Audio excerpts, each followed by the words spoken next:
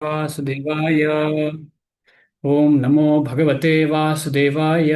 ओम नमो भगवते वासुदेवाय। ओम सुरभ्ये नमः। ओम सुरभ्ये नमः।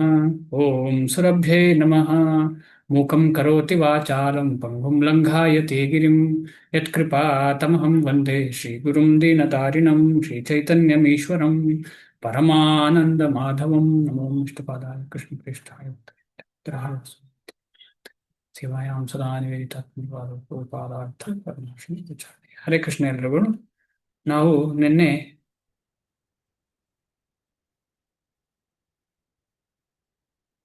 24ನೇ ಶ್ಲೋಕವನ್ನ ಓದಿ ಡಿಸ್ಕಷನ್ ಜಾಸ್ತಿ ಮಾಡಿಲ್ಲ, ಓದಿ ಇಟ್ಟಿದ್ದೇವೆ. ಸೊ ಇದನ್ನು ಸ್ವಲ್ಪ ಚರ್ಚೆ ಮಾಡಿ ಆಮೇಲೆ ಇವತ್ತಿನ ಶ್ಲೋಕಕ್ಕೆ ಹೋಗೋಣ. 25ನೇ ಶ್ಲೋಕ.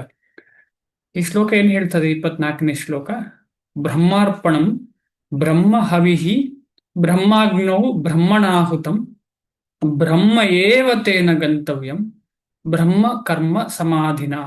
ಇಲ್ಲಿ ನೋಡಿ, ಬ್ರಹ್ಮ ಅಂತ ಹೇಳೋ ಪದ 1, 2, 3, 4, 5, 6 ಸತಿ ಉಪಯೋಗ ಆಗಿದೆ. ಇಲ್ಲಿ 6 ಸತಿ ಬ್ರಹ್ಮ ಅಂತ ಹೇಳೋ ಪದವನ್ನ ಉಪಯೋಗಿಸಿದ್ದಾರೆ ಈ ಶ್ಲೋಕದಲ್ಲಿ.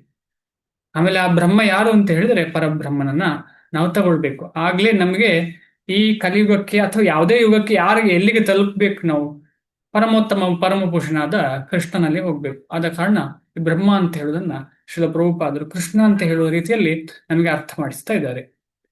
ಬ್ರಹ್ಮ ಅರ್ಪಣಂ. ಅರ್ಪಣಂ ಅಂದ್ರೆ ಏನು? ಅರ್ಪಣೆ ಅಂತ ಹೇಳಿದ್ರೆ ನಾವು ಏನೆಲ್ಲ ಮಾಡ್ತೇವೆ ಅದನ್ನೆಲ್ಲ ಕೊಡೋದು ಯಾರಿಗೆ? ಕೊನೆಗೆ ನಾವು ಬೇರೆ ಬೇರೆ ಯಾರಿಗೋ ಕೊಡ್ತಾ ಇದ್ದೇವೆ.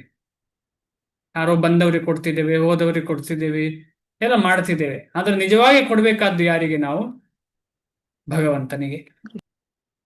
ಯಾರಾದ್ರೂ ಇದರ ಬಗ್ಗೆ ಒಂದು ಹಾಡು ಬರ್ತಿದಾರಲ್ಲ, ಯಾರಿಗಾದ್ರೂ ಗೊತ್ತಾ? ಆ ದಾಸಪದ, ದಾಸರ ಪದ ಇದೆ ಇದರ ಬಗ್ಗೆ, ಅರ್ಪಿಸುವುದರ ಬಗ್ಗೆ, ಭಗವಂತನಿಗೆ ಎಲ್ಲವನ್ನ ಅರ್ಪಿಸುವುದರ ಬಗ್ಗೆ ದಾಸರ ಪದ.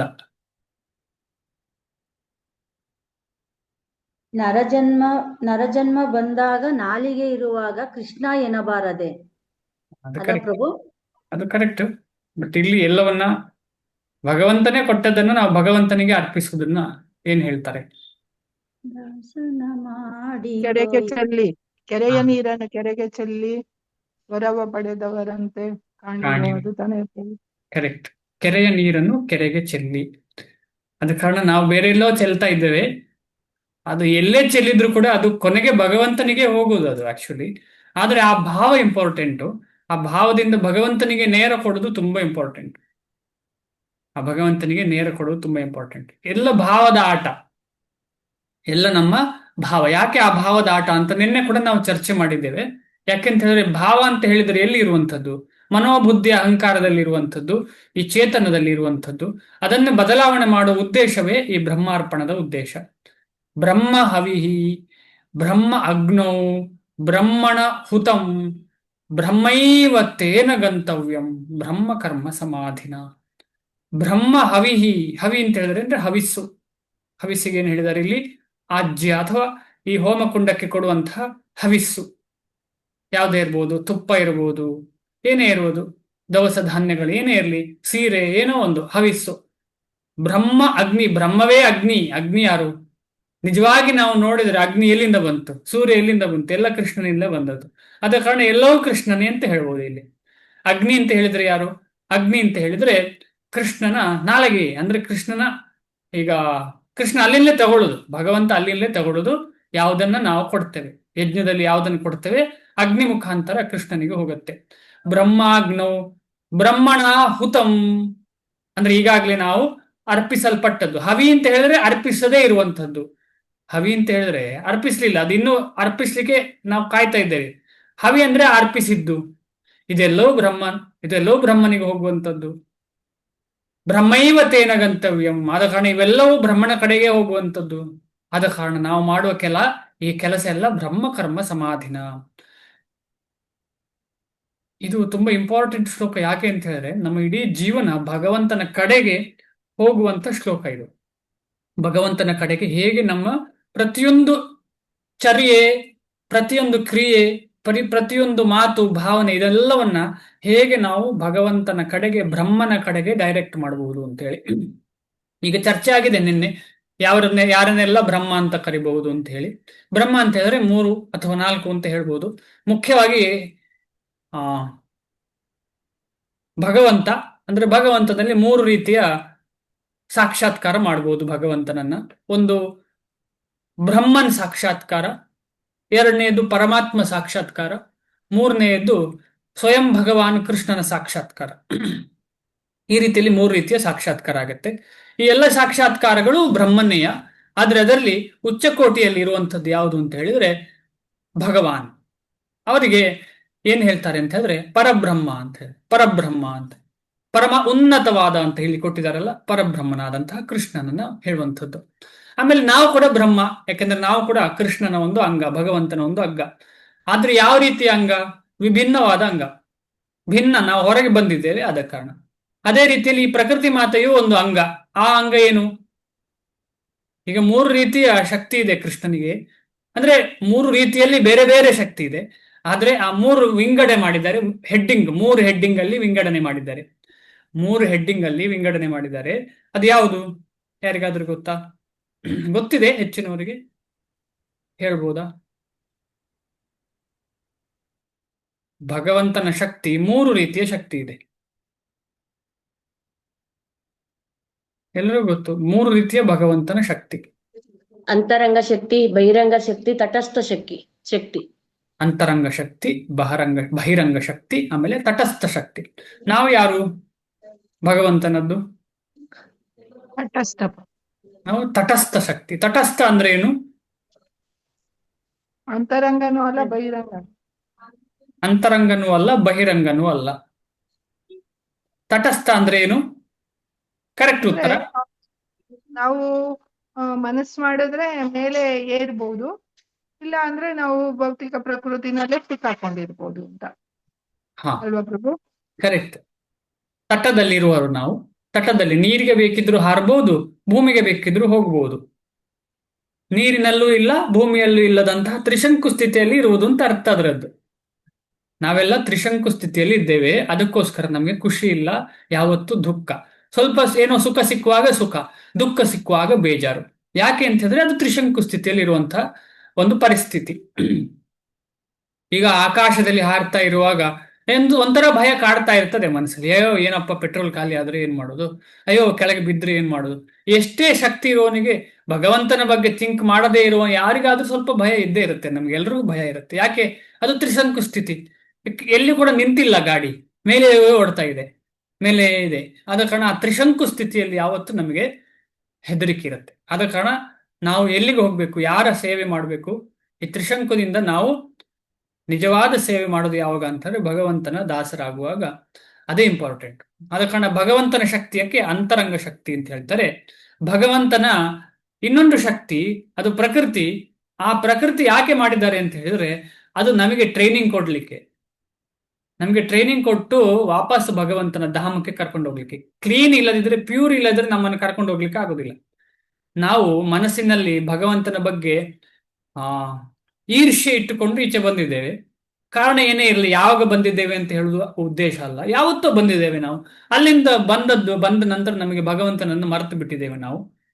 ಆದ ಕಾರಣ ಭಗವಂತನನ್ನ ಪುನಃ ಪುನಃ ಮನಸ್ಸಿಗೆ ತಗೊಂಡ್ಬರ್ಲಿಕ್ಕೆ ಈ ಪ್ರಕೃತಿ, ಪೆಟ್ಟು ಕೊಡ್ಲಿಕ್ಕೆ ನಮಗೆ ಈ ಪ್ರಕೃತಿ.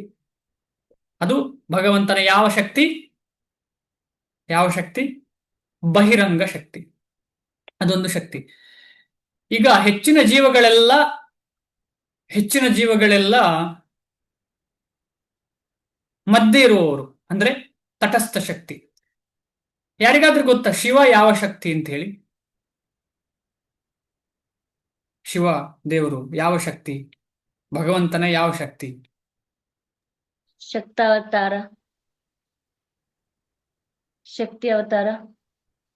ಓಕೆ, ಆಯ್ತು. ಪಾರ್ವತಿ ಮಾತೆ ಯಾವ ಶಕ್ತಿ?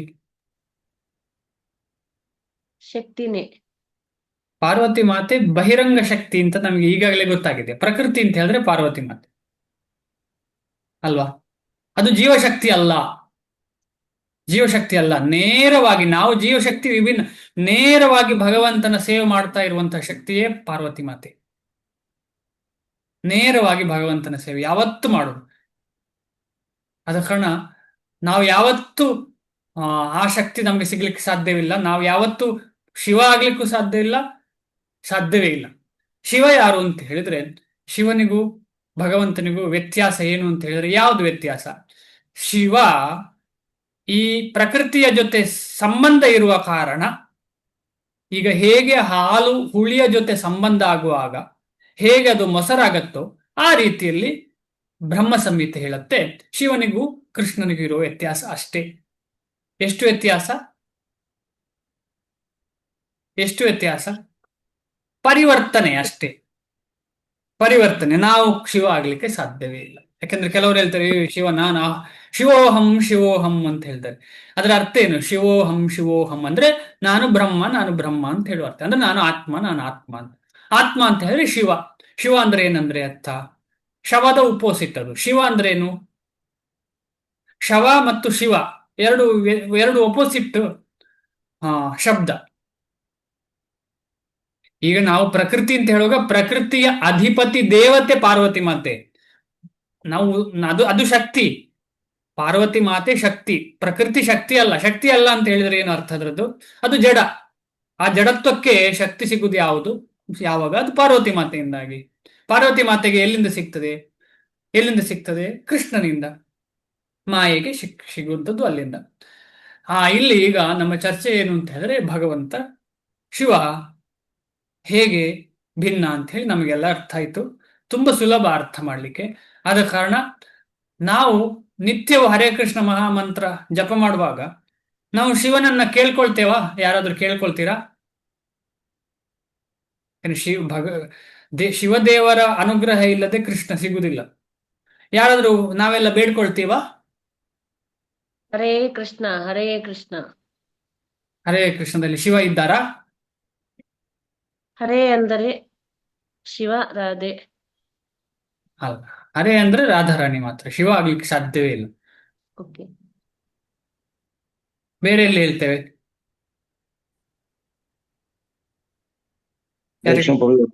ವಾವ್, ಮಹಾವೈಷ್ಣವ. ಅಲ್ಲ, ಹರೇ ಕೃಷ್ಣ ಮಹಾಮಂತ್ರ ಜಪ ಮಾಡುವ ಸಮಯದಲ್ಲಿ ಪಂಚತತ್ವದಲ್ಲಿ. ಹರಿ ಎಸ್, ಕರೆಕ್ಟ್. ಎಲ್ಲಿ ಹೇಳ್ತೇವೆ ಪಂಚತತ್ವದಲ್ಲಿ? ಅದ್ವೈತ ಗದಾಧರ ಶಿವ. ಅದ್ವೈತ ಪ್ರಭುಜಿ. ಬರೀ ಅದ್ವೈತ, ಗದಾಧರ ಅಲ್ಲ. ಈಗ ಅದರ ಬಗ್ಗೆ ಸ್ವಲ್ಪ ಚರ್ಚೆ ಮಾಡೋಣ. ಪಂಚತತ್ವ ಮಂತ್ರ ಯಾರಿಗೆ ಗೊತ್ತಿಲ್ಲ ಇಲ್ಲಿ?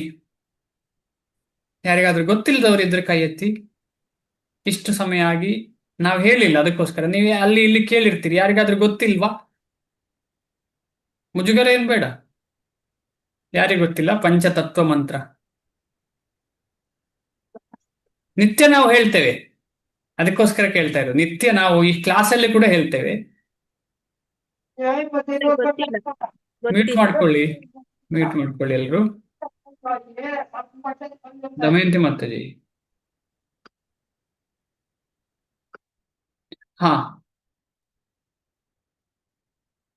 ಜಯ ಶ್ರೀ ಕೃಷ್ಣ. ಏನ್ ಪ್ರಭು ಏನು ಹೇಳಿದ್ರೆ? ನಿಮ್ಮಲ್ಲಿ ಏನ್ ಹೇಳಿಲ್ಲ, ನೀವು ಆನ್ ಇಟ್ಟು ಎಲ್ಲರಲ್ಲಿ ಮಾತಾಡ್ತಿದ್ದೀರಿ ಮತ್ತೆ, ಅಷ್ಟೇ, ಬೇರೆ ಏನಿಲ್ಲ. ತೊಂದ್ರೆ ಇಲ್ಲ ಮತ್ತೆ. ಸೊ ಜಯ ಶ್ರೀಕೃಷ್ಣ ಚೈತನ್ಯ ಪ್ರಭು ನಿತ್ಯಾನಂದ ಶ್ರೀ ಅದ್ವೈತ ಗದಾಧರ ಶ್ರೀವಾಸಾದಿ ಗೌರ ಭಕ್ತ ವೃಂದ. ಶ್ರೀಕೃಷ್ಣ ಚೈತನ್ಯ ಅಂದ್ರೆ ಚೈತನ್ಯ ಮಹಾಪ್ರಭು, ಸ್ವಯಂ ಭಗವಾನ್ ಶ್ರೀಕೃಷ್ಣ ಚೈತನ್ಯ ಮಹಾಪ್ರಭು. ಅದೆಲ್ಲರೂ ಗೊತ್ತಾಯ್ತು. ಪ್ರಭು ನಿತ್ಯಾನಂದ ಯಾರು? ಅವರ ಅಣ್ಣ, ಚೈತನ್ಯ ಮಹಾಪ್ರಭುಗಳ ಅಣ್ಣ. ಕೃಷ್ಣನ ಅಣ್ಣ ಯಾರು? ಬಲರಾಮ. ರಾಮನ ತಮ್ಮ ಯಾರು? ಲಕ್ಷ್ಮಣ. ಅವರೇ ನಿತ್ಯಾನಂದ ಇಲ್ಲಿ. ಆಯ್ತಾ? ಶ್ರೀಕೃಷ್ಣ ಚೈತನ್ಯ ಪ್ರಭು ನಿತ್ಯಾನಂದ ಶ್ರೀ ಅದ್ವೈತ, ಇವರಿಂದಾಗಿ ಚೈತನ್ಯ ಮಹಾಪ್ರಭುಗಳು ಬಂದಿದ್ದು. ಯಾರಿಂದಾಗಿ? ಇವರಿಂದಾಗಿ. ಅದ್ವೈತ ಅವರು ಯಾರು? ಶಿವ ಮತ್ತು ಮಹಾವಿಷ್ಣುವಿನ ಜೊತೆ ಸೇರಿದಂತಹ ಒಂದು ಆವಿರ್ಭಾವ. ಸಾಮಾನ್ಯ ವ್ಯಕ್ತಿ ಅಲ್ಲ ಅದ್ವೈತ ಆಚಾರ್ಯರು ಪ್ರಾಯದಲ್ಲಿ ಚೈತನ್ಯ ಮಹಾಪ್ರಭುಗಳಿಗಿಂತ ಜಾಸ್ತಿ. ಇಲ್ಲಿರುವಾಗ ಲೀಲೆಯಲ್ಲಿ ಚೈತನ್ಯ ಮಹಾಪ್ರಭುಗಳಿಗಿಂತ ತುಂಬಾ ಜಾಸ್ತಿ. ಯಾರ ಪ್ರಾಯ ಇರಬಹುದು? ಯಾರ ಪ್ರಾಯ ಇರಬಹುದು? ಅವರು ಮತ್ತು ಚೈತನ್ಯ ಮಹಾಪ್ರಭುಗಳ ಗುರುಗಳು, ಇಬ್ಬರ ಗುರುಗಳು ಯಾರು? ಒಂದೇ.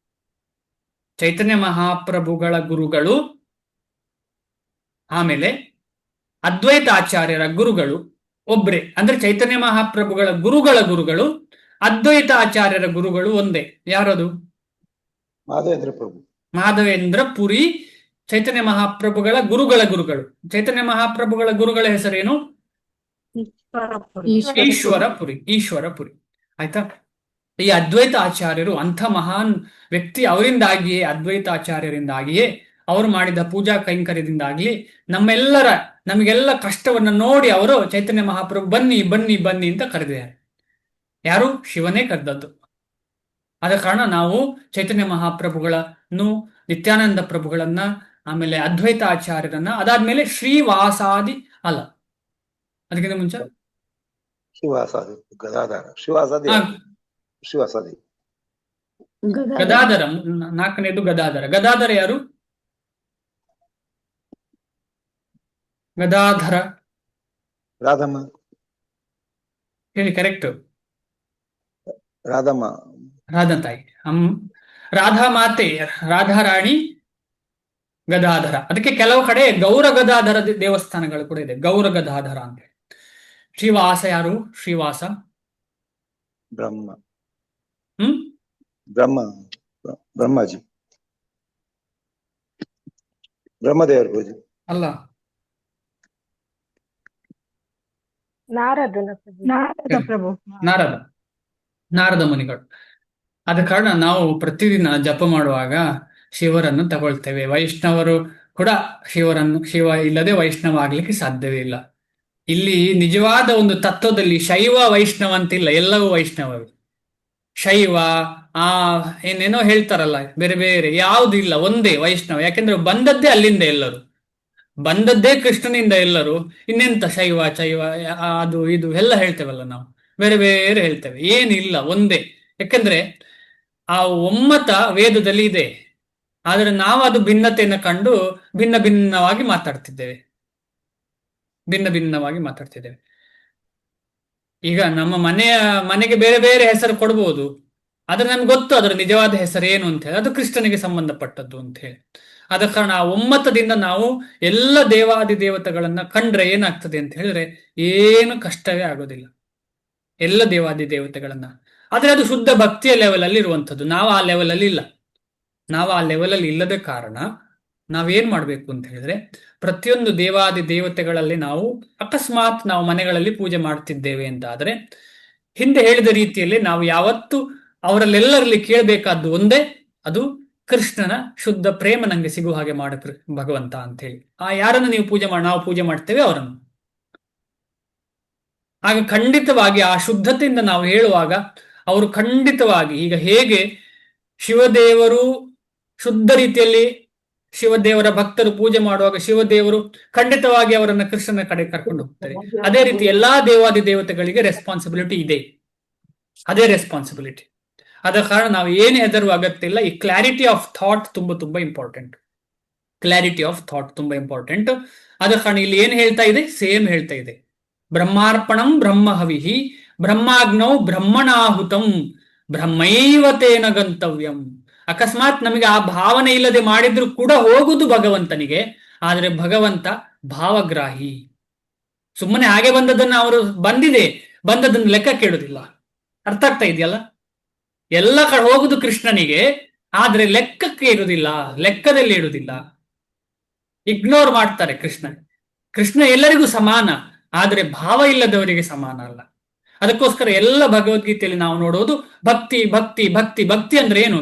ಭಗವಂತನಿಗೆ ಸಂಪೂರ್ಣವಾಗಿ ಶರಣಾಗತಿಯಿಂದ ಮಾಡುವಂತ ಕೈಂಕರ್ಯಗಳು, ಅದಕ್ಕೆ ಭಕ್ತಿ ಅಂತ ಹೇಳುವಂತ. ಸಂಪೂರ್ಣ ಶರಣಾಗತಿ. ನಿನ್ನೆ ಹೇಳಿದ್ದೇವಲ್ಲ ನಾವು, ನಿನ್ನೆ ಡಿಸ್ಕಷನ್ ಆಗಿದೆ. ಏನು ಭಕ್ತಿ ಅಂದ್ರೆ ಏನು?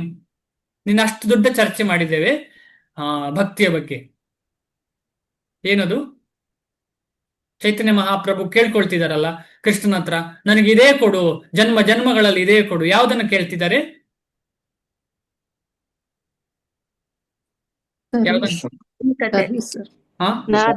ನಾಜನಂ ಸುಂದರಿ.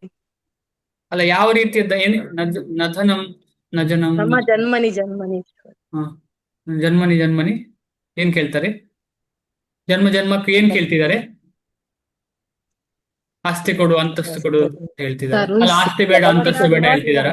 ಸರ್ವಿಸ್ ಭಕ್ತಿ ಹೈತುಕಿ ಭಕ್ತಿ ಪ್ರಭು ಐತುಕಿ. ಧನ್ಯವಾದ, ಧನ್ಯವಾದ. ಜ್ಞಾನ, ಧನ್ಯವಾದ. ಭಕ್ತಿ, ವೈರಾಗ್ಯ ಮತ್ತೆ ಆಧ್ಯಾತ್ಮಿಕತೆ. ಇಷ್ಟೆಲ್ಲ ಕೇಳ್ತಿಲ್ಲ ಮಾತಾಜಿ, ಒಂದೇ ಕೇಳ್ತಾ ಇರುವಂತದ್ದು ಅದು ಅಹೈತುಕಿ ಭಕ್ತಿ. ಅಹೈತುಕಿ ಭಕ್ತಿ ನಿನ್ನೆ ಅಟೆಂಡ್ ಆಗಿದ್ದೀರಲ್ಲ, ಆಗಿಲ್ಲ ಅಂದ್ರೆ ನಿನ್ನೆ ಅದು ಕೇಳಿ. ಅಹೈತುಕಿ ಅಂದ್ರೆ ಏನು ಅಂತ ನಿನ್ನೆ ಚರ್ಚೆ ಮಾಡಿದ್ದೇವೆ. ತುಂಬಾ ಇಂಪಾರ್ಟೆಂಟ್. ಅಹೈತುಕಿ ಅಂತಂದ್ರೆ ಯಾವುದೇ ಹೇತು ಇಲ್ಲದೆ ಭಗವಂತನನ್ನ, ಯಾವುದೇ ಕಾರಣ ಇಲ್ಲದೆ ಭಗವಂತನಲ್ಲಿ ಯಾವತ್ತೂ ನಮ್ಗೆ ಪ್ರೀತಿ ಇರಬೇಕು. ನಮ್ಗೆ ಸಂಶಯ ಬರ್ತಾ ಇದೆ ಭಗವಂತ ಹೌದಾ, ಅವರೇ ನಿಜವಾಗಿ ಭಗವಂತನ, ಅದಕ್ಕೋಸ್ಕರವೇ ಇಲ್ಲಿ ಬಂದಿದ್ದು ನಾವು. ಅದನ್ನೇ ಪುನಃ ಪುನಃ ಮಾಡ್ತಾ ಇರುವಂತದ್ದು. ಈಗ ಕೃಷ್ಣನೇ ಪರಮೋತ್ತಮ ಅಂತ ನಮ್ಗೆ ಸಂಶಯ ಯಾವುದೋ ಎಲ್ಲೋ ಬರ್ತಾ ಇದೆ ಅಂತ ಹೇಳಿದ್ರೆ ಯಾಕೆ ಬರ್ತಿದೆ? ಯಾಕೆಂದ್ರೆ ನಮ್ಮ ಹೃದಯದಲ್ಲಿ ಇದೆ ಆ ಸಂಶಯ. ಆ ಸಂಶಯ ಇದ್ದ ಕಾರಣವೇ ಇಲ್ಲಿ ಸ್ಟ್ರಗಲ್ ಆಗ್ತಾ ಇರೋದು. ಅದರಿಂದ ಹೊರಗೆ ಬರೋದು ಹೇಗೆ? ಅದರಿಂದ ಹೊರಗೆ ಬರೋದು ಹೇಗೆ ಅಂತ ಹೇಳಿದ್ರೆ, ಈಗ ಅರ್ಥ ಆಗಿದೆ ಇಲ್ವೋ ತಗೊಳ್ಳೋದು ಅದನ್ನ. ಈಗ ಡಾಕ್ಟರ್ ಕೊಟ್ರೆ ಮೆಡಿಸಿನ್ ನಂಗೆ ಇಷ್ಟ ಇಲ್ಲ ಅಂತ ಹೇಳಿ ಬಿಡ್ತೇವಾ? ಬಿಟ್ರೆ ಹುಷಾರಾಗೋದಿಲ್ಲ ನಾವು. ನಮಗೆ ಅದು ಇಷ್ಟ ಇರಲೇಬೇಕು ಅಂತಿಲ್ಲ, ಆದ್ರೆ ತಗೊಂಡ್ರೆ ಹುಷಾರಾಗ್ತೇವೆ. ಅಥವಾ ಏನೋ ಹೇಳ್ತಾರೆ, ನೀವು ಕೋಲ್ಡ್ ಆಗಿದೆ, ಶೀತ ಆಗಿದೆ, ಕೋಲ್ಡ್ ಆಗಿದೆ, ನೀವು ಹಾಲು ಕುಡಿಬೇಡಿ, ಮೊಸರು ತಿನ್ಬೇಡಿ ಅಂತ ಹೇಳ್ತಾರೆ. ನಾನು ತಿಂದ್ರೆ ಏನಾಗ್ತದೆ? ಜಾಸ್ತಿ ಆಗ್ತದೆ. ಆದ್ರೆ ನನಗೆ ಆಸೆ ಇದೆ, ಆದ್ರೂ ತಿನ್ನುದಿಲ್ಲ. ಕಷ್ಟಪಟ್ಟು 1 ವಾರ ಕಂಟ್ರೋಲ್ ಮಾಡ್ತೇನೆ. ಬಾಳೆಹಣ್ಣು ತಿನ್ನುವುದಿಲ್ಲ, ಈ ಕಫ ಜಾಸ್ತಿ ಆಗೋದು ಯಾವುದು ತಗೊಳ್ಳೋದಿಲ್ಲ. ಆಗೇನಾಗ್ತದೆ? ಕಡಿಮೆ ಆಗ್ತದೆ. ಅದೇ ರೀತಿಯಲ್ಲಿ ಇಲ್ಲಿ ಸಿಸ್ಟಮು. ನಮಗೀಗ ಇಷ್ಟ ಇಲ್ಲ, ಭಕ್ತಿ ನಮಗೆ ಗ್ಯಾರಂಟಿ ಇಲ್ಲ ಅಲ್ಲ, ಏನು ಕೃಷ್ಣನೇ ಏನು ಯಾರಿಗ್ ಗೊತ್ತು? ಶಾಸ್ತ್ರ ಏನೆಲ್ಲ ಆಗಿದೆ, ಎಷ್ಟೋ ವರ್ಷಗಳಾಯ್ತು, ಯಾರ್ಯಾರು ಏನೊಂದು ತಿರುವಿ ಬರಿತಾ ಇದ್ದಾರೆ ಅಂತ ಅನ್ನಿಸ್ತಾ ಇದೆ. ಈ ರೀತಿ ಎಲ್ಲ ನಮ್ಮ ಚಿಂತನೆಗಳು. ಅದು ಯಾಕೆ ಅಂತ ಹೇಳಿದ್ರೆ, ನಾವು ಪ್ರಕೃತಿಯ ಒಂದು ಮಡಿಲಲ್ಲಿ ತುಂಬಾ ವರ್ಷಗಳಿಂದ, ಜನ್ಮಾಂತರಗಳಿಂದ ಇದ್ದೇವೆ. ಅದಕ್ಕೆ ಅನಾದಿ ಕರ್ಮ ಫಲೆ ಅಂತ ಹೇಳ್ತಾರೆ. ಒಂದು ನಿನ್ನೆ ಮೊನ್ನೆದ್ದಲ್ಲ, ಇದು ಅನಾದಿ ಕರ್ಮ ಫಲೆ. ಆ ಅನಾದಿ ಕರ್ಮ ಫಲದಿಂದ ಏನಾಗಿದೆ ಅಂತ ಹೇಳಿದ್ರೆ, ನಾವಿಲ್ಲಿ ಅಂದ್ರೆ ಚಡಪಡಿಸ್ತಾ ಇದ್ದೇವೆ ಇಲ್ಲಿ ಈ ಭೂಮಿಯಲ್ಲಿ, ಗೊತ್ತೇ ಇಲ್ಲ ನಮ್ಗೆ. ಅದರಿಂದ ಹೊರಗೆ ಬರೋದು ಹೇಗೆ ಅಂತ ಹೇಳಿದ್ರೆ, ಆ ಸೊಲ್ಯೂಷನ್ ಕೊಡ್ತಾ ಇರೋದನ್ನ ಆಕ್ಸೆಪ್ಟ್ ಮಾಡೋದು. ಅದು ವರ್ಕ್ ಆಗ್ತದೆ ಇಲ್ಲೋ ಮತ್ತಿನ ವಿಚಾರ. ಅಟ್ಲೀಸ್ಟ್ ಜಪ ಮಾಡ್ಲಿಕ್ಕೆ ಶುರು ಮಾಡಿ, ನಾವೆಲ್ಲರೂ ಶುರು ಮಾಡೋಣ. 1 ತಿಂಗಳು 2 ತಿಂಗಳು ಮಾಡಿ, ಆಮೇಲೆ ವರ್ಕ್ ಆಗುದಿಲ್ಲ ಅಂದ್ರೆ ನೋಡುವ. ಯಾರಾದ್ರೂ ಈಗ ಇಷ್ಟೆಲ್ಲ ನಾವು ಚರ್ಚೆ ಮಾಡುವಾಗ ಎಂಡ್ ರಿಸಲ್ಟ್ ಏನು? ಜ್ಞಾನ ಎಲ್ಲ ಕರೆಕ್ಟ್, ಎಂಡ್ ರಿಸಲ್ಟ್ ಏನು? ಇವತ್ತು ನಾವು ಕ್ಲಾಸ್ ಆದಮೇಲೆ ಏನು ಫೀಲ್ ಆಗುತ್ತೆ ನಮ್ಗೆಲ್ರಿಗೂ? ಭಗವದ್ಗೀತೆಯಲ್ಲಿ ಸಂಬಂಧ ಕಂಡುಕೊಂಡ ನಮ್ಗೆಲ್ರಿಗೂ ಭಗವದ್ಗೀತೆ, ಶಿಲ ಪ್ರಭುಪಾದರು, ಕೃಷ್ಣನ ಜೊತೆ ಸಂಬಂಧ ಬೆಳೆದಿದೆ. ನಮಗೆ ಬೆಳೆದಿದೆ ಇಲ್ಲ ನಮ್ಗೆ ಗೊತ್ತಿಲ್ಲ ಕೆಲವರಿಗೆ. ಆದ್ರೆ ಎಂಡ್ ರಿಸಲ್ಟ್ ಏನು? ಕ್ಲಾಸ್ ಆದ ಮೇಲೆ ಏನು ಫೀಲ್ ಆಗ್ತದೆ? ಇನ್ನು ಮುಂದೆ ಭಕ್ತಿಯಲ್ಲಿ ಮುಂದೆ ಹೋಗ್ಬೇಕಂತ ಪ್ರಭುಜಿ. ಅದು ಕರೆಕ್ಟ್. ಭಕ್ತಿಯಲ್ಲಿ ಮುಂದೆ ಹೋಗ್ಬೇಕು. ಒಂದು ಮಿನಿಮಮ್ ಅಂದ್ರೆ ಒಂದು ಇಷ್ಟೊತ್ತು ಖುಷಿ ಆಯ್ತು ಅಂತ ಅನ್ನಿಸ್ತಿಲ್ವಾ? ಧಾರಾಳ ಪ್ರಭುಜಿ. ತುಂಬಾ ನಮಗೆ ಎಲ್ರಿಗೂ, ನಾನು ಕ್ಲಾಸ್ ಅಂತಲ್ಲ, ಯಾರದೇ ಕ್ಲಾಸ್ ಆಗ್ಲಿ, ಕೃಷ್ಣ ಕೃಷ್ಣ ಕೃಷ್ಣ ಅಂತ ಅಲ್ಲಿ ಬರುವಾಗ ಖುಷಿ ಅನ್ನಿಸ್ತದೆ.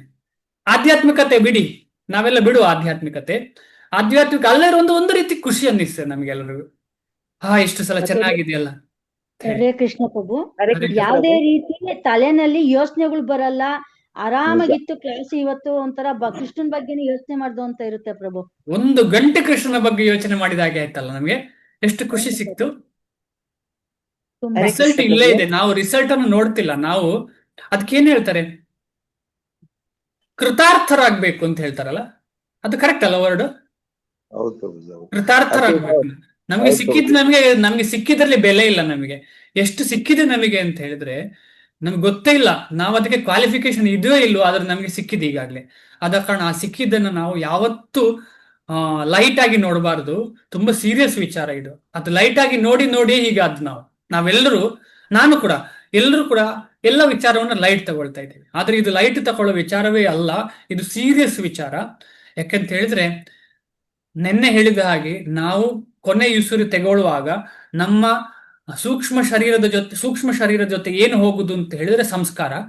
ಆ ಸಂಸ್ಕಾರ ಸಂಪೂರ್ಣವಾಗಿ ಕೃಷ್ಣನ ಸಂಸ್ಕಾರ ಆದ್ರೆ ನಾವೆಲ್ಲಿ ಹೋಗ್ತೇವೆ? ಕೃಷ್ಣ ಎಲ್ಲಿ ಬೇಕೋ ಅಲ್ಲಿ ಹೋಗ್ತೇವೆ. ಕೃಷ್ಣನಿಗೆ ನಾವು ಎಲ್ಲಿರ್ಬೇಕೋ ಅಲ್ಲಿ ಹೋಗ್ತೇವೆ. ಅಂದ್ರೆ ಕೃಷ್ಣನ ಸೇವೆಗೆ ಎಲ್ಲೆಲ್ಲಿ ಬೇಕೋ ಅಲ್ಲೆಲ್ಲಿ ಕರ್ಕೊಂಡು ಹೋಗ್ತಾರೆ ನಮ್ಮನ್ನ. ಅದಿಲ್ಲ ಅಂದ್ರೆ ಏನಾಗ್ತದೆ? ಮಾಯೆ ಸೇವೆಗೆ ಹೋಗ್ತೇವೆ ನಾವು. ಎಲ್ಲಿ ಬೇಕು ಮಾಯೆ ಸೇವೆ?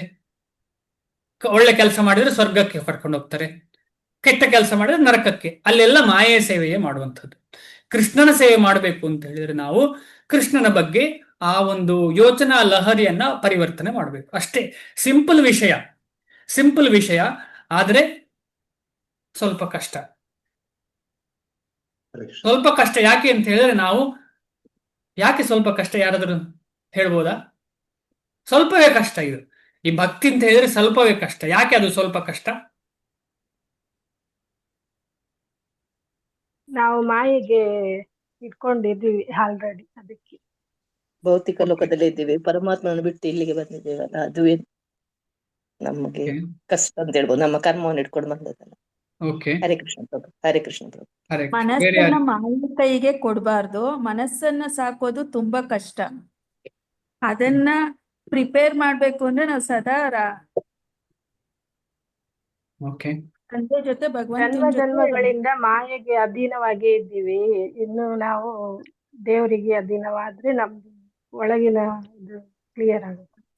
ಕರೆಕ್ಟ್, ಎಲ್ಲರೂ ಕರೆಕ್ಟ್ ಹೇಳಿದಿರಿ. ಹರೇ ಕೃಷ್ಣ ಪ್ರಭುಜಿ. ಹೇಳಿ ಪ್ರಭು. ಮತ್ತೆ ಸ್ವಲ್ಪ ನಮ್ಮ ದಿನಚರಿಯನ್ನು ಅಡ್ಜಸ್ಟ್ ಮಾಡಿ, ಸ್ವಲ್ಪ ಟೈಮ್ ಅನ್ನು ಅಡ್ಜಸ್ಟ್ ಮಾಡಿದ್ರೆ ಸಾಕು. ಕರೆಕ್ಟ್, ಕರೆಕ್ಟ್, ಅದು ಕೂಡ ಕರೆಕ್ಟ್. ಆದ್ರೆ ಮುಖ್ಯ ಅಂಶ ಒಂದು ಏನು ಅಂತ ಹೇಳಿದ್ರೆ, ನೀವು ಹೇಳಿದ್ದೆಲ್ಲ ಕರೆಕ್ಟ್, ನಾನೊಂದು ಆ್ಯಡ್ ಮಾಡ್ತೇನೆ. ಅದು ಅಷ್ಟು ಇಂಪಾರ್ಟೆಂಟ್ ಅಲ್ಲ ನಾನು ಆ್ಯಡ್ ಮಾಡುವಂಥದ್ದು, ಆದ್ರೂ ಕೂಡ ಅದು ಬಿಡುವಾಗೂ ಇಲ್ಲ. ಈಗ ಎಲ್ಲರೂ ತುಂಬಾ ಜನ್ಮಾಂತರಗಳಿಂದ ಪ್ರಾಬ್ಲಮ್ ಅಲ್ಲಿ ಇದ್ದೇವಲ್ಲ. ಈಗ ಕಬ್ಬಿಣ ಜನ್ಮಾಂತರದಿಂದ ಕಬ್ಬಿಣವಾಗಿಯೇ ಇದೆ, ಕಬ್ಬಿಣವಾಗಿಯೇ ಇದೆ. ಅದು ಎಷ್ಟು ವರ್ಷಗಳಿಂದ ಅದು ಕಬ್ಬಿಣ ಏನ್ ಹೇಳ್ತಾರೆ, ಓರಿಗೆ ಏನ್ ಹೇಳ್ತಾರೆ, ಖನಿಜ ಅಲ್ಲ, ಕಬ್ಬಿಣದ ಖನಿಜ ಹೇಳುದಲ್ಲ ಅದಕ್ಕೆ. ಅದಿರು ಪ್ರಭು, ಅದಿರು. ಧನ್ಯವಾದ. ಅದಿರು, ಕಬ್ಬಿಣದ ಅದಿರಾಗಿಯೇ ಇತ್ತದು. ಅದು ಶುದ್ಧ ಮಾಡಿದ್ರು, ಸ್ಟೀಲ್ ಮಾಡಿದ್ರು, ಏನೇ ಮಾಡಿದ್ರೆ ಆಯ್ತಾ, ಅದನ್ನೀಗ ಅಯಸ್ಕಾಂತ ಹೇಗೆ ಮಾಡೋದು?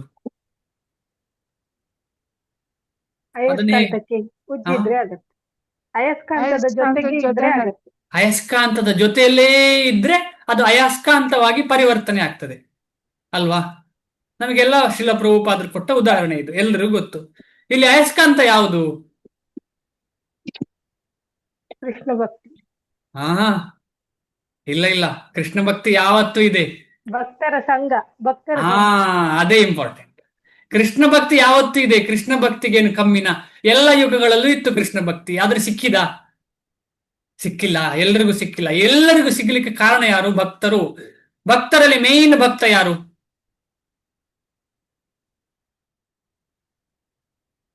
ಭಕ್ತರಲ್ಲಿ ಮೇನ್ ಭಕ್ತರು ಯಾರು? ಗುರು, ಚೈತನ್ಯ ಮಹಾಪ್ರಭು. ಕರೆಕ್ಟ್, ಗುರು ಕರೆಕ್ಟ್. ಚೈತನ್ಯ ಮಹಾಪ್ರಭುಗಳು. ಚೈತನ್ಯ ಮಹಾಪ್ರಭು ಕೃಷ್ಣನೇ ಭಕ್ತನಾಗಿ ಬಂತಹ ಭಕ್ತರು, ಕೃಷ್ಣನೇ ಭಕ್ತರಾಗಿ ಬಂದಂತಹ ಭಕ್ತರು. ಅವರೇ ತೋರಿಸಿಕೊಟ್ಟಿದ್ದಾರೆ ಹೇಗೆ ಭಕ್ತರ ಸಂಘ ಮಾಡಬೇಕು. ನಾವು ಎಲ್ಲಿ ಮಾಡ್ತಿದ್ದೇವೆ ಭಕ್ತರ ಸಂಘ? ಭಕ್ತರ ಸಂಘ ಡೈಲಿ ಅರ್ಧ ಗಂಟೆ, ಮುಕ್ಕಾಲು ಗಂಟೆ, ನಾವೆಲ್ಲರೂ ಮುಕ್ಕಾಲು ಗಂಟೆ, ಅರ್ಧ ಗಂಟೆ. ಆದ ಕಾರಣ ನಾವು ಅಷ್ಟು ಎಕ್ಸ್ಪೆಕ್ಟ್ ಮಾಡ್ಲಿಕ್ಕೆ ಆಗುದಿಲ್ಲ ರಿಸಲ್ಟ್. ಆದ್ರೆ ನಾವು ಏನ್ ಮಾಡ್ಬೋದು ಈಗ? ಹಾಗೆ ಅಂತೇಳಿ ಬೇಜಾರು ಮಾಡಿ ಕೂತ್ಕೊಳ್ತಾ, ಎಷ್ಟಾಗ್ತದಷ್ಟು ಶ್ರವಣ ಮಾಡುವಂಥದ್ದು, ಎಷ್ಟಾಗ್ತದಷ್ಟು ಶ್ರವಣ ಮಾಡೋದು. ಮಾತಾಜಿ ಹೇಳಿದಾಗ ಅದು ಎಷ್ಟು ಓದುವಂಥದ್ದು.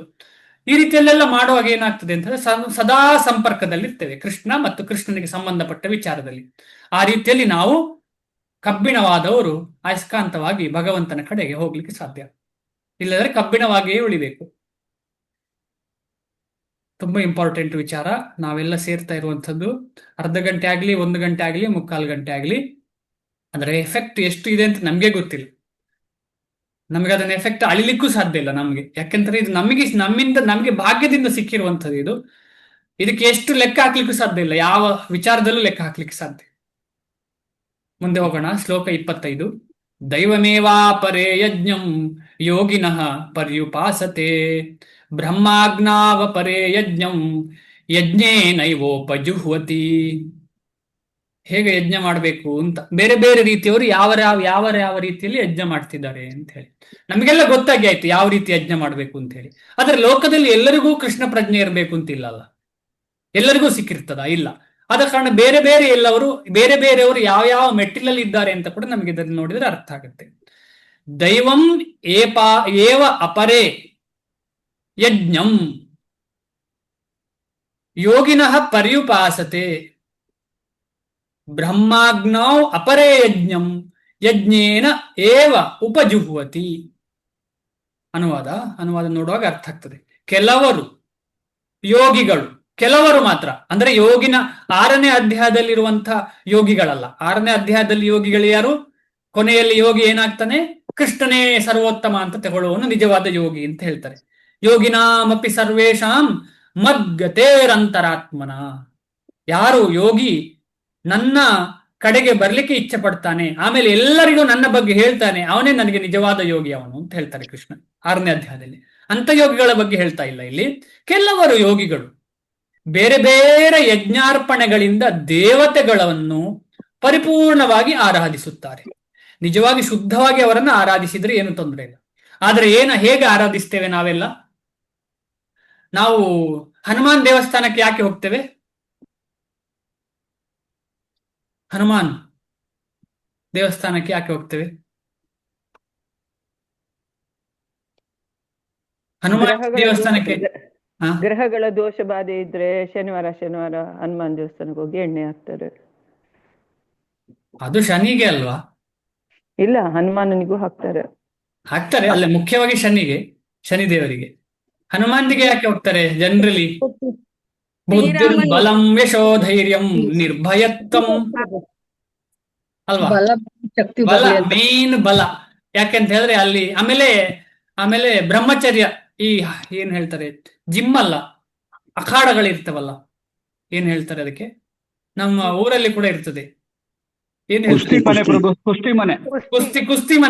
ಕುಸ್ತಿ ಮನೆಯಲ್ಲಿ ಹನುಮಾನರದ್ದು ಇಟ್ಟಿರ್ತಾರೆ ಅಲ್ವಾ? ಉದ್ದೇಶ ಏನು? ಗಟ್ಟಿಮುಟ್ಟ ಆಗ್ಬೇಕು ನಾವು ಅಂತ, ಕೃಷ್ಣ ಪ್ರಜ್ಞೆ ಬೆಳಿಬೇಕು ಅಂತ 99.9.999 ಇರುವುದಿಲ್ಲ ಅಲ್ಲಿ. ನಾನು ಬ್ರಹ್ಮಚಾರಿ ಆಗ್ಬೇಕು, ಈ ರೀತಿಯ ಉದ್ದೇಶಗಳಿರ್ತದೆ. ತಪ್ಪು ಅಂತ ಹೇಳುದಿಲ್ಲ ಇಲ್ಲಿ, ತಪ್ಪು ಸರಿಯ ವಿಷಯ ಮಾತಾಡ್ತಾ ಇಲ್ಲ. ಅದು ಯಾಕೆ ಹೋಗ್ತಿದ್ದಾರೆ, ಉದ್ದೇಶ ಏನು ಅಂತ ಹೇಳಿದ್ರೆ ಭಕ್ತಿಯ ಉದ್ದೇಶ ಕಮ್ಮಿ. ಭಕ್ತಿ ಆ ದೇವರಿಗೆ ಭಕ್ತಿ. ಯಾಕೆ ಆ ಭಕ್ತಿ? ಅವನನ್ನು ಹೋಲಿಸಿಕೊಂಡು ನನಗೆ ಸುಖ, ಯಾವುದೋ ಒಂದು ರೀತಿಯ ನನ್ನ ಇಂದ್ರಿಯ ತೃಪ್ತಿ ಆಗ್ಬೇಕು. ಇದೇ ರೀತಿಯಲ್ಲಿ ಬೇರೆ ಬೇರೆ ದೇವಾದಿ ದೇವತೆಗಳಿಗೆ ಹೋಗ್ತಾರೆ ಅಲ್ವಾ? ಇನ್ನು ಕೆಲವರು ಪರಬ್ರಹ್ಮನ ಅಗ್ನಿಯಲ್ಲಿ ಯಜ್ಞ ಮಾಡುತ್ತಾರೆ. ಪರಬ್ರಹ್ಮನ ಅಗ್ನಿಯಲ್ಲಿ ಅಂತ ನಿಮ್ಗೆ ಈಗ ಅರ್ಥ ಆಯ್ತು, ಯಾಕಂದ್ರೆ ಅಗ್ನಿ ಅಂದ್ರೆ ಯಾರು ಅಂತ ನಾವು ಈಗಾಗಲೇ ಅರ್ಥ ಮಾಡ್ಕೊಂಡಿದ್ದೇವೆ. ಭಾವಾರ್ಥ ಓಡೋಣ. ಮೇಲೆ ಹೇಳಿದಂತೆ ಕೃಷ್ಣ ಪ್ರಜ್ಞೆಯಲ್ಲಿ ಕರ್ತವ್ಯ ಮಗ್ನನಾದವನನ್ನು ಪರಿಪೂರ್ಣ ಯೋಗಿ ಎಂದು ಕರೆಯುತ್ತಾರೆ. ಎಲ್ಲಿ ಮೇಲೆ? ಇಲ್ಲಿ ಅಲ್ಲ, ಮೇಲೆ. ಆದರೆ ದೇವತೆಗಳನ್ನು ಪೂಜಿಸುತ್ತಾ ಇಂತಹುದೇ ಯಜ್ಞಗಳನ್ನು ಮಾಡುವ ಇತರರಿದ್ದಾರೆ. ಪರಬ್ರಹ್ಮನಿಗೆ ಎಂದರೆ ಭಗವಂತನ ನಿರಾಕಾರ ಲಕ್ಷಣಕ್ಕೆ ಯಜ್ಞವನ್ನರ್ಪಿಸುವವರೂ ಇದ್ದಾರೆ. ಇಲ್ಲಿ 2 ವಿಚಾರವನ್ನ ಹೇಳ್ತಾ ಇದ್ದಾರೆ. ಒಂದು, ಪರಬ್ರಹ್ಮನಿಗೆ ಎಂದರೆ ಭಗವಂತನ ನಿರಾಕಾರ ಲಕ್ಷಣಕ್ಕೆ. ನಿರಾಕಾರ ಲಕ್ಷಣ ಯಾವುದು ಪರಬ್ರಹ್ಮನದ್ದು? ಜ್ಯೋತಿ. ಧನ್ಯವಾದ ಪ್ರಭುಗಳೇ. ಬ್ರಹ್ಮಜ್ಯೋತಿ. ಬ್ರಹ್ಮಜ್ಯೋತಿಗೆ ಯಜ್ಞ ಮಾಡೋದು ಅಂದ್ರೆ ಭಗವಂತನಿಗೆ ಆಕಾರ ಇಲ್ಲ ಅಂತ ಹೇಳಿ ಯಜ್ಞ ಮಾಡುವಂಥದ್ದು. ಅಂಥವರು ಇದ್ದಾರೆ ಪರಬ್ರಹ್ಮನಿಗೆ. ಅವರನ್ನೇ ಪರಬ್ರಹ್ಮ ಅಂತ ತಗೊಳ್ತಾರೆ. ಆದ್ದರಿಂದ ಬೇರೆ ಬೇರೆ ವರ್ಗಗಳಿಗೆ ಸಂಬಂಧಿಸಿದಂತೆ ಬೇರೆ ಬೇರೆ ಬಗೆಗಳ ಯಜ್ಞಗಳಿವೆ. ವಿವಿಧ ರೀತಿಗಳ ಕರ್ತೃಗಳು ಅರ್ಪಿಸುವ ಯಜ್ಞದ ಬೇರೆ ಬೇರೆ ಬಗೆಗಳು ಮೇಲ್ನೋಟಕ್ಕೆ ಮಾತ್ರ ಭಿನ್ನತೆಯನ್ನು ತೋರುತ್ತವೆ. ವಾಸ್ತವವಾಗಿ ಯಜ್ಞವೆಂದರೆ ಪರಮಪ್ರಭುವಾದ ವಿಷ್ಣುವನ್ನು ತೃಪ್ತಿಪಡಿಸುವುದು. ಆತನಿಗೆ ಯಜ್ಞ ಎಂದು ಹೆಸರು. ಇದರ ಬಗ್ಗೆ ನಾವು ಕೇಳ್ಕೊಂಡಿದ್ದೇವೆ, ಯಜ್ಞ ಅಂದ್ರೆ ಏನು ಅಂತ ಹೇಳಿ. 2ನೇ ಅಧ್ಯಾಯದಲ್ಲಿ ಅಲ್ಲ, 3ನೇ ಅಧ್ಯಾಯದಲ್ಲಿ ನಾವು ಓದಿದ್ದೇವೆ ಅಲ್ವಾ? ಯಜ್ಞಶಿಷ್ಟಾಶಿನ ಸಂತೋ ಮುಚ್ಚಂತೆ ಸರ್ವ ಕಿಲ್ಬಿಷೈಹಿ ಭುಂಜತೆ ತೇ ತ್ವಗಂ ಪಾಪ. ಆ ಶ್ಲೋಕವನ್ನು ನಾವು ನೋಡಿದ್ದೇವೆ. ಅದರಲ್ಲಿ ಯಜ್ಞ ಅಂದ್ರೆ ವಿಷ್ಣು ಅಂತ ನಮ್ಗೆ ಗೊತ್ತಾಗಿದೆ. ಅಂದ್ರೆ ಎಲ್ಲೇ ಯಾರೇ ಯಜ್ಞ ಮಾಡ್ಲಿ ಕೊನೆಗೆ ಹೋಗುವುದು ಕೃಷ್ಣನಿಗೆ, ವಿಷ್ಣುವಿಗೆ. ಆದ್ರೆ ನಾವಾಗ ಡಿಸ್ಕಷನ್ ಮಾಡಿದ ಹಾಗೆ ಭಾವ ವ್ಯತ್ಯಾಸ ಇದೆ. ಬೇರೆ ಬೇರೆ ರೀತಿಗಳ ಯಜ್ಞಗಳನ್ನು 2 ಮುಖ್ಯ ವಿಭಾಗಗಳನ್ನಾಗಿ ಮಾಡಬಹುದು. ಪ್ರಾಪಂಚಿಕ ಸ್ವತ್ತಿನ ಯಜ್ಞ ಮತ್ತು ದಿವ್ಯ ಜ್ಞಾನದ ಅನ್ವೇಷಣೆಯ ಯಜ್ಞ. ಈಗ ಇಲ್ಲಿ ಇವರು ಮಾಡ್ತಾ ಇರುವಂತದ್ದು ಯಾವುದು? ದಿವ್ಯ ಜ್ಞಾನದ ಅನ್ವೇಷಣೆ. ಆದ್ರೆ ಅದರಲ್ಲಿ ಕೂಡ ಸಂಪೂರ್ಣ ಕ್ಲಾರಿಟಿ ಇಲ್ಲ. ಕೃಷ್ಣನೇ ಪರಮೋತ್ತಮ ಅಂತ ಹೇಳುವ ಕ್ಲಾರಿಟಿ ಇಲ್ಲ. ಕೃಷ್ಣ ಪ್ರಜ್ಞೆಯಲ್ಲಿ ಇರುವವರು ಎಲ್ಲ ಪ್ರಾಪಂಚಿಕ ಸ್ವತ್ತನ್ನು ಭಗವಂತನ ತೃಪ್ತಿಗಾಗಿ ಅರ್ಪಣೆ ಮಾಡುತ್ತಾರೆ. ಸ್ವಲ್ಪ ಕಾಲದ ಪ್ರಾಪಂಚಿಕ ಸುಖವನ್ನು ಬಯಸುವವರು ಇಂದ್ರ, ಸೂರ್ಯದೇವ ಮೊದಲಾದ ದೇವತೆಗಳನ್ನು ತೃಪ್ತಿಪಡಿಸಲು ತಮ್ಮ ಪ್ರಾಪಂಚಿಕ ಸ್ವತ್ತನ್ನು ಅರ್ಪಣೆ ಮಾಡುತ್ತಾರೆ. ಸೂರ್ಯದೇವರಿಗೆ ಯಾಕೆ ಪೂಜೆ ಮಾಡ್ತಾರೆ? ಸೂರ್ಯದೇವರಿಗೆ ಯಾಕೆ ಪೂಜೆ ಮಾಡ್ತಾರೆ ಜನರಲಿ? ಆರೋಗ್ಯ. ಆರೋಗ್ಯಕ್ಕೆ ಸೂರ್ಯದೇವರನ್ನು ಪೂಜೆ ಮಾಡ್ತಾರೆ. ಇಂದ್ರನಿಗೆ ಮಳೆ ಬರಲಿ. ಮಳೆ ಬರಲಿಕ್ಕೆ ಪೂಜೆ ಮಾಡ್ತಾರೆ. ಓಕೆ, ಈ ರೀತಿಯಲ್ಲಿ ಬೇರೆ ಬೇರೆ ರೀತಿಯಲ್ಲಿ ಉದಾಹರಣೆ. ನಿರಾಕಾರವಾದಿಗಳಾದ ಇತರರು ನಿರಾಕಾರ ಬ್ರಹ್ಮನ ಅಸ್ತಿತ್ವದಲ್ಲಿ ಒಂದಾಗಿ ತಮ್ಮ ವ್ಯಕ್ತಿತ್ವವನ್ನು ಅರ್ಪಿಸುತ್ತಾರೆ. ವ್ಯಕ್ತಿತ್ವವನ್ನೇ ಅರ್ಪಿಸ್ತಾರೆ, ತಮ್ಮನ್ನು ತಾವು ಅರ್ಪಿಸ್ತಾರೆ. ಯಾಕೆ ಅರ್ಪಿಸ್ತಾರೆ? ನಾನು ಅಲ್ಲಿ ಸೇರಿದ ಮೇಲೆ ನನಗೆ ಕಷ್ಟ ಇಲ್ಲ, ಆದ ಕಾರಣ ಅರ್ಪಿಸ್ತಾರೆ. ಇದು ನಿಜವಾಗಿ ಒಳ್ಳೇದಾ? ಉದ್ದೇಶ ಏನು? ಕಷ್ಟ ಬರ್ಲಿಕ್ಕೆ ರೆಡಿ ಇಲ್ಲ, ಸೇವೆ ಮಾಡ್ಲಿಕ್ಕೆ ರೆಡಿ ಇಲ್ಲ. ಇಲ್ಲಿ ಸೇವೆಯೇ ಇಲ್ಲ, ನಿರಾಕಾರವಾದಿಗಳಿಗೆ ಸೇವೆಯ ಅವಕಾಶವೇ ಇಲ್ಲ. ಅದಕ್ಕೋಸ್ಕರ 3 ರೀತಿಯದ್ದಿದೆಯಲ್ಲ, ಯಾವುದಾದ್ರು ರಿಯಲೈಸೇಷನ್, ಬ್ರಹ್ಮನ್, ಪರಮಾತ್ಮ, ಆಮೇಲೆ ಭಗವಾನ್, ಆಧ್ಯಾತ್ಮಿಕ ಭಗವಾನ್. 3 ಆಧ್ಯಾತ್ಮಿಕವೇ, 3 ಕೂಡ ಆಧ್ಯಾತ್ಮಿಕವೇ, ಆಯ್ತಾ? ಆದ್ರೆ ಈ 3ರಲ್ಲಿ ಸತ್ ಚಿತ್ ಆನಂದ ಅಂತ ಕೇಳಿದ್ದೀರಲ್ಲ, ಸತ್ ಚಿತ್ ಆನಂದ ಕೇಳಿದಿರಲ್ಲ? ಹೇಳಿದೆ ಪ್ರಭು, ಕೇಳಿದೆ. ಯಾರು ಸತ್ ಚಿತ್ ಆನಂದ? ಪರಮಾತ್ಮ. ಪರಮಾತ್ಮ. ಮತ್ತೆ ಯಾರು? ಕೃಷ್ಣ. ಕೃಷ್ಣ. ಮತ್ತೆ ಯಾರು?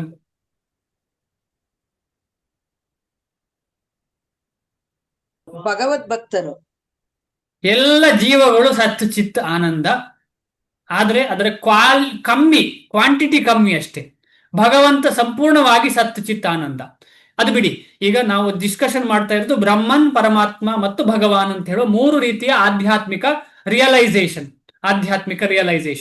ಅದರಲ್ಲಿ ಬ್ರಹ್ಮನ್ ಅಂತ ಹೇಳಿದ್ರೆ ಬರೀ ಭಗವಂತನ ಸತ್ ಅಂತ ಹೇಳುವಂತಹ ವಿಚಾರವನ್ನು ಮಾತ್ರ ರಿಯಲೈಸ್ ಮಾಡ್ಲಿಕ್ಕೆ ಸಾಧ್ಯ. ಸತ್ ಅಂದ್ರೆ ಏನು? ಅಲ್ಟಿಮೇಟ್ ಟ್ರುತ್ ಅಲ್ವಾ? ಪರಿಪೂರ್ಣ ಸತ್ಯ, ನಿಜವಾದ ಸತ್ಯ, ಋತಂ ಅಂತ ಹೇಳ್ತಾರೆ ಅದಕ್ಕೆ. ಸತ್ಯಂ ಬ್ರೂಯಾತ್ ಋತಂ ಬ್ರೂಯಾತ್. ಋತಂ ಅಂತ ಹೇಳಿದ್ರೆ ಅಲ್ಲಿ ಸುಳ್ಳೇ ಇಲ್ಲ, ಅಲ್ಲಿ ಆ ಸುಳ್ಳು ಭೌತಿಕತೆ ಇಲ್ವೇ ಇಲ್ಲ ಅಲ್ಲಿ. ಅಂತಹ ಪರಿಶುದ್ಧವಾದಂತ ಸತ್ಯ, ಅದಕ್ಕೆ ಹೇಳೋದು ಸತ್. ಆ ಸತ್ ಭಾವವನ್ನು ಮಾತ್ರ ನಾವು ಕಂಡುಕೊಳ್ಬಹುದು. ಎಲ್ಲಿ? ಭಗವಂತನ ಜ್ಯೋತಿಯಲ್ಲಿ, ಬೇರೆ ಏನಿಲ್ಲ. ಆಮೇಲೆ ಅದರಿಂದ ಮುಂದೆ ಬರುವಾಗ ಪರಮಾತ್ಮ, ಪ್ರತಿಯೊಂದು ಜೀವದ ದೇಹಗಳಲ್ಲಿ, ಜೀವರಾಶಿಗಳಲ್ಲಿ ಎಲ್ಲ ಕಡೆ ಇರುವಂತಹ ಪರಮಾತ್ಮವನ್ನು ಹೇಗೆ ರಿಯಲೈಸ್ ಮಾಡಬಹುದು? ಚಿತ್ ಅಂತ ಹೇಳಿ. ಚಿತ್ ಅಂದ್ರೆ ಏನು? ಜ್ಞಾನ, ಪರಿಪೂರ್ಣ ಜ್ಞಾನ. ಚಿತ್ ಅಂದ್ರೆ ಜ್ಞಾನ, ಕಾನ್ಶಿಯಸ್ನೆಸ್ ಕೂಡ ಹೇಳ್ಬೋದು. ಜ್ಞಾನ ಅಥವಾ ಚಿನ್ಮಯ ಗುಣ, ಚಲನೆ, ಈ ರೀತಿಯಲ್ಲೆಲ್ಲ ತಗೊಳ್ಬಹುದು. ಆ ಚಲನೆ, ಚಿನ್ಮಯ ಗುಣ ಯಾವುದಕ್ಕಿರುವಂಥದ್ದು? ಪರಮಾತ್ಮ. ಯಾಕಂದ್ರೆ ಪ್ರತಿ ಕಡೆಗೆ ಬಂದು ನೆಲೆಸಿದ್ದಾನೆ ಭಗವಂತ. ಅದು 2ನೇ ರಿಯಲೈಸೇಷನ್ ಆಯ್ತು.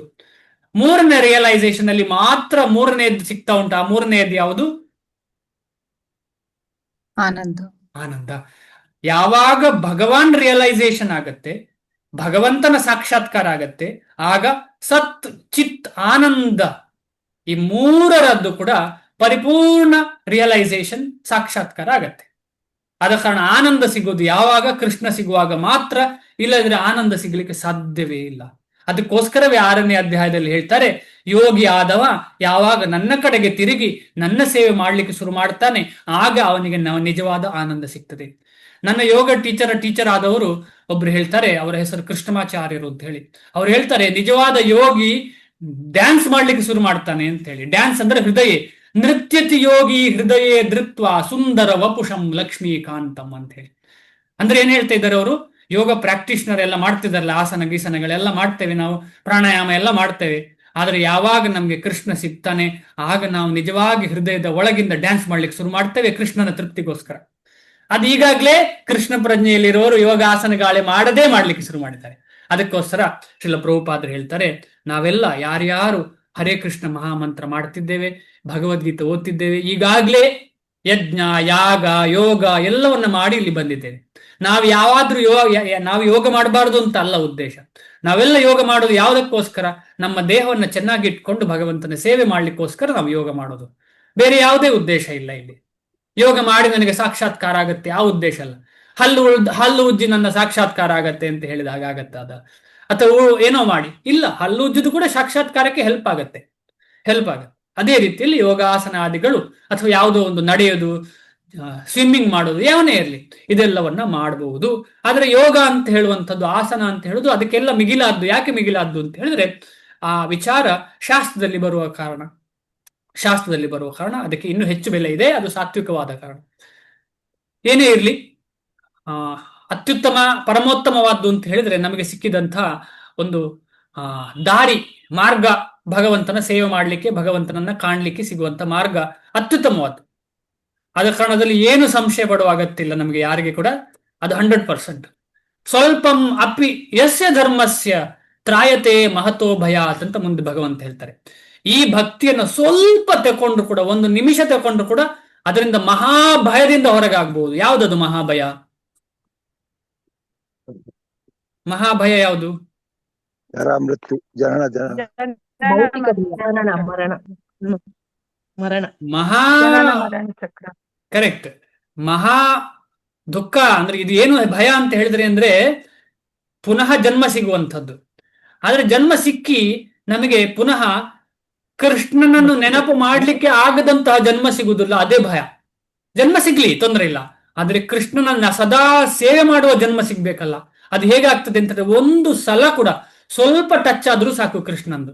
ನಮಗೆ ಮರು ಜನ್ಮ ಸಿಕ್ಕಿದ್ರೆ, ಈಗ ನಾವು ಯಾರು ಕೂಡ ನಮಗೆ ಮರು ಜನ್ಮ ಇಲ್ಲ ಅಂತ ಹೇಳಲಿಕ್ಕೆ ಸಾಧ್ಯ ಇಲ್ಲ.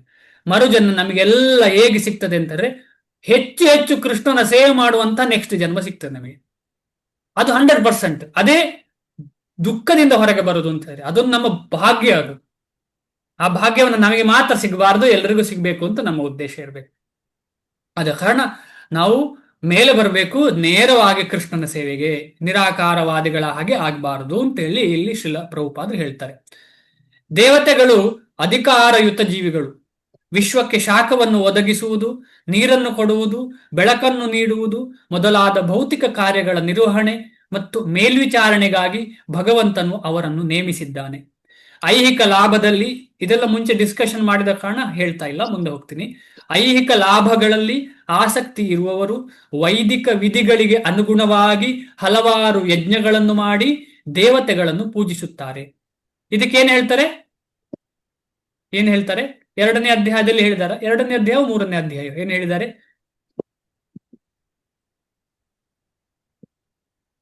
ಪುಷ್ಪಿತಾಂ ವಾಚಾಂ ಅಂತ ಕೇಳಿದ್ದೀರಾ? ವೇದಗಳು ಏನೇನು ಬಣ್ಣಿಸ್ತದೆ? ಓ ಹೀಗೆ ಮಾಡು ಅದು ಸಿಗ್ತದೆ, ಹೀಗೆ ಮಾಡು ಅದು ಸಿಗ್ತದೆ, ಹೀಗೆ ಮಾಡು ಇದು ಸಿಗ್ತದೆ ಅಂತ ಏನ್ ಹೇಳ್ತಾರೆ?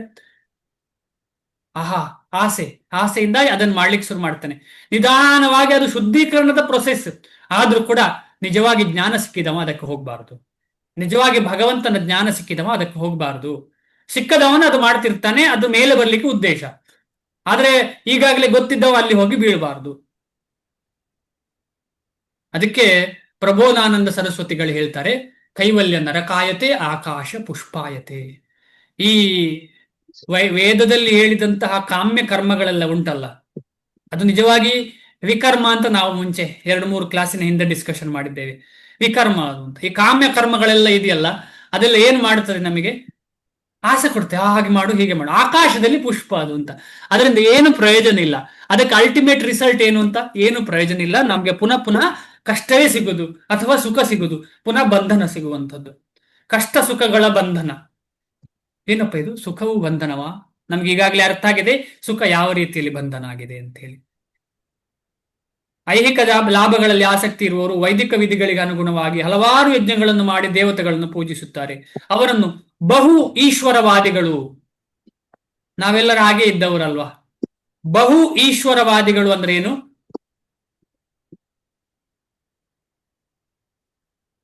Believers in many gods. Believer in many gods, not only many gods, they believe each god is supreme. ಬಹು ಈಶ್ವರ ಅಂತಂದ್ರೆ ಸುಪ್ರೀಂ. ಎಲ್ಲರೂ ಈಶ್ವರರು, ಎಲ್ಲರೂ. ನಾಳೆ ಯಾರೋ ಒಬ್ಬ ಸಿಕ್ಕಿದ್ರೆ ಅವನು ಈಶ್ವರ, ಅವನು ಸ್ವಲ್ಪ ಹಣ ಕೊಡ್ತಾನ, ನೀನೇ ದೇವರು. ಅವರನ್ನು ಬಹು ಈಶ್ವರವಾದಿಗಳು ಅಥವಾ ಹಲವಾರು ದೇವರುಗಳಲ್ಲಿ ನಂಬಿಕೆ ಉಳ್ಳವರು ಎಂದು ಕರೆಯುತ್ತಾರೆ. ಸಂಪೂರ್ಣ ನಂಬಿಕೆ ಎಲ್ಲ ದೇವರಲ್ಲಿ, ಎಲ್ಲ ದೇವರು ಒಂದೇ. ಇನ್ನು ಕೆಲವರು ಒಂದೇ ಅಲ್ಲ, ಒಂದೇ ಅಂತ ಹೇಳ್ತಾರೆ ಅಂತ ಇವರು. ಇನ್ನು ಕೆಲವರು ಪರಮ ಸತ್ಯದ ನಿರಾಕಾರ ಲಕ್ಷಣವನ್ನು ಪೂಜಿಸುತ್ತಾರೆ ಮತ್ತು ದೇವತೆಗಳ ರೂಪಗಳನ್ನು ಅಶಾಶ್ವತವೆಂದು ಭಾವಿಸುತ್ತಾರೆ. ಇದರ ಬಗ್ಗೆ ಡಿಸ್ಕಷನ್ ಮಾಡಿದ್ದೇವೆ ನಾವು. ದೇವತಾ ಮೂರ್ತಿಯನ್ನ ತಳ್ಳಿ ನಿರಾಕಾರವನ್ನ ಹೈಯೆಸ್ಟ್ ತಗೊಳ್ಳುವರು. ದೇವತಾ ಮೂರ್ತಿಯನ್ನು ಪೂಜೆ ಮಾಡ್ತಾರೆ. ಯಾಕೆ ಮಾಡ್ತಾರೆ ಅಂತ ಹೇಳಿದ್ರೆ ಕಾನ್ಸಂಟ್ರೇಷನ್ ಸಿಗ್ಲಿಕ್ಕೆ ಅಷ್ಟೇ ಅವರಿಗೆ. ಆಮೇಲೆ ಅದನ್ನು ತಳ್ಳಿ ಮೇಲೆ ಹೋಗ್ತಾರೆ. ಈ ತರ ಮೂರ್ತಿ ಏನು ಇರುವುದಿಲ್ಲ ಹೇಳ್ತಾರೆ, ಅಥವಾ ಈ ತರ ಭಗವಂತನಿಗೆ ಈ ತರ ಆಕಾರ ಇಲ್ಲ, ಇದೊಂದು ಕಾನ್ಸಂಟ್ರೇಷನ್ ಸಿಗ್ಲಿಕ್ಕೆ ಮಾತ್ರ ಈ ಆಕಾರ ನನಗೆ. ಕಾನ್ಸಂಟ್ರೇಷನ್ ಸಿಕ್ಕು ಫೋಕಸ್ ಆದ್ಮೇಲೆ ಆಕಾರ ಎಲ್ಲ ಹೋಗ್ತದೆ, ಅಲ್ಲಿ ಬರೀ ಶಕ್ತಿ ಇರ್ತದೆ, ಬರೀ ಜ್ಯೋತಿ ಇರ್ತದೆ ಅಂತ ಹೇಳ್ತಾರೆ. ಅರ್ಧ ಸತ್ಯ ಅದು. ಇಂತಹವರು ತಮ್ಮ ವ್ಯಕ್ತಿತ್ವವನ್ನು ಬ್ರಹ್ಮಾಗ್ನಿಯಲ್ಲಿ ಅರ್ಪಣೆ ಮಾಡುತ್ತಾರೆ. ಅರ್ಥ ಆಯ್ತಲ್ಲ? ಲೀನ ಆಗುದಂದ್ರೆ ಇದೆ ಬ್ರಹ್ಮ ಸಾಕ್ಷಾತ್ಕಾರ, ಬ್ರಹ್ಮನ್ ಲೀನ ಆಗುದು ಅಂತ ಹೇಳಿದ್ರೆ ಇದೆಯಾ. ಅವರನ್ನ ತನ್ನನ್ನು ತಾನು ಆತ್ಮವು ಆ ಪುಂಜದಲ್ಲಿ ಲೀನ ಆಗ್ತದೆ. ಅದಕ್ಕೇನ್ ಹೇಳ್ತಾರೆ? ನಮ್ಮನ್ನು ನಾವು ಕೊಲೆ ಮಾಡುದು ಅಂತ ಹೇಳ್ತಾರೆ. ಯಾರು ಹೇಳಿದ್ರು ಹಾಗೆ? ಪ್ರಭುಪಾದರು ಹೇಳಿದ್ರು. ಖಂಡಿತವಾಗಿ ಪ್ರಭುಪಾದರೆ ಆಚಾರ್ಯರಾದ ಪ್ರಬೋಧಾನಂದ ಸರಸ್ವತಿ ಈಗ ತಾನೇ ಹೇಳಿದ್ದು ಕೈವಲ್ಯ ನರಕಾಯತೆ. ಈ ಕೈವಲ್ಯ, ಇದಕ್ಕೆ ಕೈವಲ್ಯ ಅಂತ ಹೇಳುವಂಥದ್ದು ಅದು ನರಕ. ಅದರಿಂದ ಹೊರಗೆ ಬರ್ಲಿಕ್ಕೆ ಆಗುದಿಲ್ಲ. ನಾವೆಲ್ಲ ಅನ್ಕೊಳ್ತೇವೆ, ಅಯ್ಯೋ ನಂಗೆ ಮುಕ್ತಿ ಸಿಗ್ಬೇಕು, ಭಗವಂತನೊಟ್ಟಿಗೆ ಲೀನ ಆಗ್ಬೇಕು ಅಂತ ಎಲ್ಲರೂ ಹೇಳುದು. ಏನು ಲೀನ ಆಗೋದು? ಭಗವಂತನ ಕೈಂಕರ್ಯದಲ್ಲಿ ನಾವು ಲೀನ ಆಗ್ಬೇಕು. ನಾವು ಹಿಂದೆ ಹೇಳಿದ ಹಾಗೆ ಕೈಂಕರ್ಯದಲ್ಲಿ ಅವ್ರು ಹೇಳಿದ ಕೆಲಸ ಮಾಡುದು ಅಂತ ಹೇಳಿದ್ರೆ ಅವ್ರು ಹೇಳಿದ ಕೊಟ್ಟದ ಕೆಲಸದಲ್ಲಿ ಲೀನ ಆಗುದು, ಅವರಲ್ಲಿ ಲೀನ ಆಗುದಲ್ಲ ನಮ್ಮ ಉದ್ದೇಶ. ಈ ರೀತಿಯಲ್ಲಿ ಪರಬ್ರಹ್ಮದ ಅಸ್ತಿತ್ವದಲ್ಲಿ ಒಂದಾಗಿ ಅವರು ತಮ್ಮ ಪ್ರತ್ಯೇಕ ಅಸ್ತಿತ್ವವನ್ನು ಅಂತ್ಯಗೊಳಿಸುತ್ತಾರೆ. ಇಂತಹ ನಿರಾಕಾರವಾದಿಗಳು ಪರಬ್ರಹ್ಮನ ದಿವ್ಯ ಸ್ವಭಾವವನ್ನು ಅರ್ಥ ಮಾಡಿಕೊಳ್ಳಲು ತಮ್ಮ ಕಾಲವನ್ನು ತಾತ್ವಿಕ ಚಿಂತನೆಯಲ್ಲಿ ಕಳೆಯುತ್ತಾರೆ. ಇದನ್ನೇ ಬೇರೆ ಮಾತುಗಳಲ್ಲಿ ಹೇಳುವುದಾದರೆ, ಫಲಾಪೇಕ್ಷೆಯಿಂದ ಕರ್ಮ ಮಾಡುವವರು ಐಹಿಕ ಭೋಗಕ್ಕಾಗಿ ತಮ್ಮ ಪ್ರಾಪಂಚಿಕ ಸ್ವತ್ತನ್ನು ಅರ್ಪಣೆ ಮಾಡುತ್ತಾರೆ. ನಿರಾಕಾರವಾದಿಯು ಪರಮೋನ್ನತವಾದದ್ದರ ಅಸ್ತಿತ್ವದಲ್ಲಿ ಲೀನವಾಗಲು ತನ್ನ ಪ್ರಾಪಂಚಿಕ ಉಪಾಧಿಗಳನ್ನು ಅರ್ಪಣೆ ಮಾಡುತ್ತಾನೆ. ಯಾವುದನ್ನು ಅರ್ಪಣೆ ಮಾಡ್ತಾನೆ?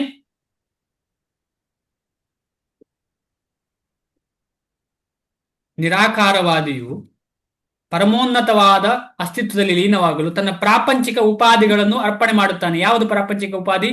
ದೇಹ ಮತ್ತು ದೇಹಕ್ಕೆ ಸಂಬಂಧಪಟ್ಟ ವಿಚಾರವನ್ನು ಅರ್ಪಣೆ ಮಾಡುತ್ತಾನೆ. ಅರ್ಥ ಆಯ್ತಲ್ಲ? ಓಕೆ. ನಿರಾಕಾರವಾದಿಗೆ ಪರಬ್ರಹ್ಮನೇ ಯಜ್ಞದ ಅಗ್ನಿಕುಂಡ ಮತ್ತು ಆತ್ಮವೇ ಬ್ರಹ್ಮಾಗ್ನಿಗೆ ನೀಡುವ ಅರ್ಪಣ. ಅಗ್ನಿಯಲ್ಲಿರುವುದು ಯಾರು? ಬ್ರಹ್ಮ ಯಾರು? ಜ್ಯೋತಿ. ಅದೇ ಅಲ್ಟಿಮೇಟ್. ಅದಕ್ಕೆ ಕೊಡುವುದು ಯಾವುದು? ಆತ್ಮ ತನ್ನನ್ನೇ ಅರ್ಪಿಸುವಂಥದ್ದು, ಆತ್ಮವನ್ನೇ ಅರ್ಪಿಸುವಂಥದ್ದು. ಆದರೆ ಅರ್ಜುನನಂತಹ, ಅಂದ್ರೆ ಅರ್ಥ ಏನಿದು? ಸಾಯುವುದು ಅಂತ ಅರ್ಥ ಇದರಲ್ಲಿ. ಅರ್ಪಣೆ ಮಾಡುವುದಂದ್ರೆ ನಿಜವಾಗಿ ಅರ್ಪಣೆ ಮಾಡಿ ಅಲ್ಲಿ ಏನು ಸೇವೆಯೇ ನಡೆಯುವುದಿಲ್ಲ, ಏನು ಅರ್ಪಣೆಯಲ್ಲಿ.